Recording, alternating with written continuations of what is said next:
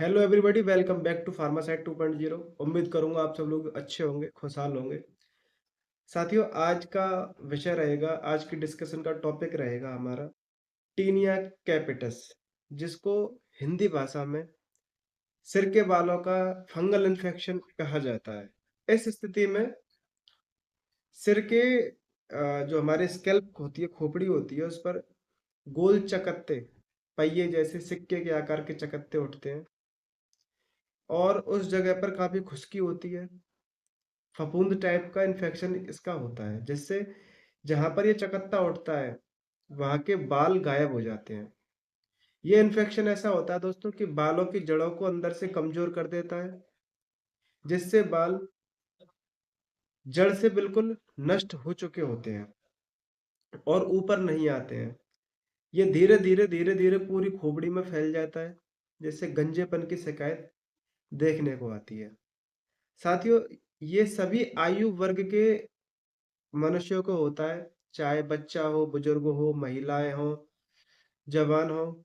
हर आयु उम्र में हर किसी व्यक्ति को ये इन्फेक्शन एक व्यक्ति से दूसरे व्यक्ति में साफ सफाई के अभाव में हो ही जाता है, जिसकी वजह से गंजापन की शिकायत देखने को आती है। लेकिन आज हम लोग बात करेंगे बच्चों के बारे में। जब बच्चों के सिर पर ये इन्फेक्शन हो जाता है, तब किस तरह से इस इन्फेक्शन को खत्म करना चाहिए, कौन सी इसमें दवाई लगानी चाहिए, इन सभी के बारे में आज हम लोग बात करेंगे और मैं आपको स्टेप बाय स्टेप समझाऊंगा कि ये इन्फेक्शन किन कारणों की वजह से होता है, जिससे आप उनसे बचें, किस तरह से इसके लक्षणों को पहचानें और किस तरह से इसकी चिकित्सा की जाती है और क्या वो बचाव रखने चाहिए जिससे ये एक व्यक्ति से दूसरे व्यक्ति में ना फैले। तो चलिए दोस्तों, बगैर कुछ समय गवाए अपनी वीडियो को चालू करते हैं।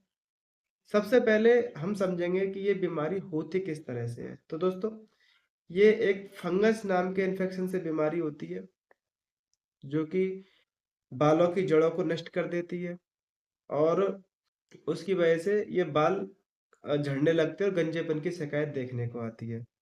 इसके लक्षणों की बात करें तो पहले गोल आकार का चकत्ता उठेगा, सिक्के के आकार का, जिसके चारों तरफ हल्की लाल फुंसिया टाइप की होंगी, गमोरिया टाइप की। और इसकी खासियत ये होती है कि सिर में या फिर हमारी स्किन पर कहीं भी होता है, जितने एरिया में होगा उतने एरिया के बाल झड़ जाते हैं, रोमकूप से ही बिल्कुल जड़ से टूट चुके होते हैं, क्योंकि ये उनको कमजोर कर देता है। प्रचंड खुजली चलती है, ज्यादातर केसेस में बच्चे के सिर में खुजली भी चलती है और नहीं भी चलती है, लेकिन फंगल इन्फेक्शन जरूर देखने को आता है। डैंड्रफ टाइप का सिर में इस तरह की समस्याएं देखने को आती हैं, जिससे आप पहचान सकते हैं। साथियों, बच्चे की जो स्किन होती है सिर की, वो काफी सेंसिटिव होती है, इसलिए इस पर कोई भी आउटर चीजें अप्लाई करने से पहले हमें उसके बारे में जानना जरूरी होता है। मैं आपको बताऊंगा कि कौन सा गलत काम, कौन सी गलत चीज आपको अपने बच्चे के सिर पर कभी भूलकर अप्लाई ना करें। तो दोस्तों, इसके कारण हो गए, लक्षण हो गए। अब इसके इलाज की बात करें तो इसके इलाज के लिए, जैसा कि मैंने आपको बताया, फंगल इन्फेक्शन होता है और इलाज में खाली एंटी फंगल दवाइयां ही दी जाती हैं, जैसे कि शैम्पू, कीटोकोनाजोल का शैम्पू, इस टाइप के शैम्पू आते हैं वॉश करने के लिए सिर को, जिससे इन्फेक्शन खत्म होता है। और कि फंगल इन्फेक्शन की टेबलेट आती है, जैसे कि कीटोकोनाजोल, इट्राकोनाजोल, टर्बिनाफाइन। ये इन सभी की डोज बच्चे की उम्र के हिसाब से और वजन के हिसाब से डिसाइड की जाती है। साथ ही इस तरह का ट्रीटमेंट इसमें दिया जाता है।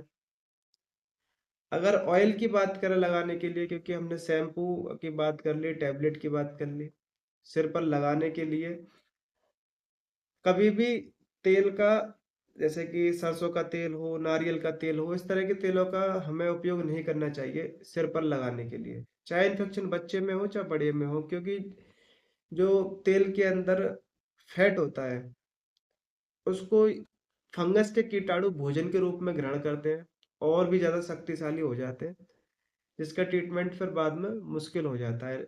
इसलिए आपको नारियल के तेल से और सरसों के तेल से, इस तरह के तेलों से बचना चाहिए। मैं आपको बताता हूँ कि आप कौन सा तेल लगा सकते हैं। नीम का तेल सबसे ज्यादा बेस्ट होता है, जो कि इन्फेक्शन को भी खत्म करता है, खुजली की शिकायत को भी खत्म करता है। इसको जो बनाने की विधि होती है, आपको थोड़े से नीम के पत्ते लेने हैं, उनको बारीक मिक्सर में पीस लें, उसके बाद में एक आपको तिल का तेल लेना है। तिल के तेल की ख़ासियत ये होती है कि खुजली को भी कंट्रोल करता है। तिल का तेल आपको लेना है। उस तिल के तेल में जो पेस्ट नीम के पत्तों का बनाया हुआ होता है, उसको गर्म पर लो फ्लेम में चलाते रहते हैं जब तक ये हरापन ना छोड़ दे पत्तियाँ या फिर हल्की सी काली ना पड़ जाए, तब तक इसको गर्म करते रहते हैं। उसके बाद में एक कपड़े से छानकर इसका पूरा अर्क निकाल लेते हैं, उसको ठंडा करके हल्का-हल्का बच्चे के सिर पे लगाते हैं, जिससे फंगल इन्फेक्शन की समस्या बिल्कुल जड़ से खत्म हो जाती है। इस तरह का तेल बच्चे के सिर पर लगाना चाहिए। लेकिन दोस्तों, इसको लगाने से पहले एक बार बच्चे की स्किन का सेंसिटिविटी टेस्ट ज़रूर करना चाहिए। जैसे कि हल्का सा तेल बच्चे के कान के पीछे लगाकर देखें और 4-6 घंटे ये देखें कि वहाँ पर जो है बच्चे को जलन तो नहीं महसूस हो रही, या फिर जिस एरिया पर वो तेल लगाया होता है उस एरिया पर कोई लालपन तो नहीं है। उसके बाद में ही इसको अप्लाई करें। और तीसरे नंबर पर लगाने के लिए एक लूलिकोनाजोल टाइप की क्रीम्स आती हैं, लूलीमैक आती है, तो उससे भी ये फंगल इन्फेक्शन खत्म होता है। तो दोस्तों, इसके ट्रीटमेंट पे शैम्पू, टैबलेट, ऑयल और क्रीम, ये 4 तरह की दवाइयाँ दी जाती हैं। अब मैं आपको बता देता हूँ इसमें एक सावधानी की, बचाव की।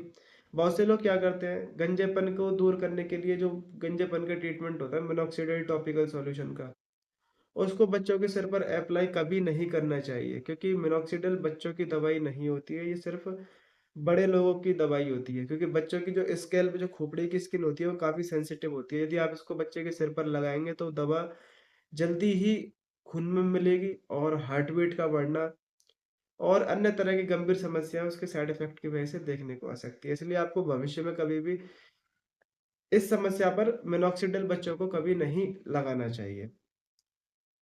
साथियों, बचाव की बात करें तो बचाव में बच्चे के हाथ बार-बार पानी के साबुन से धुलवाने चाहिए खाना-पीना खाते वक़्त, या फिर बाहर खेल कर आते हैं उस टाइम पे। और जो इन्फेक्टेड बच्चा होता है जिसके सिर पे दाद की शिकायत रहती है, उसकी कंघी, टोपी, इस तरह की चीज़ों को अलग रखना चाहिए ताकि ये एक व्यक्ति से दूसरे व्यक्ति में ना फैल सके।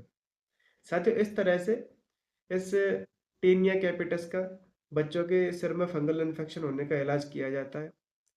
उम्मीद करूँगा आपको मेरे द्वारा दी हुई सभी जानकारियाँ समझ में आई होंगी, अच्छी लगी होंगी।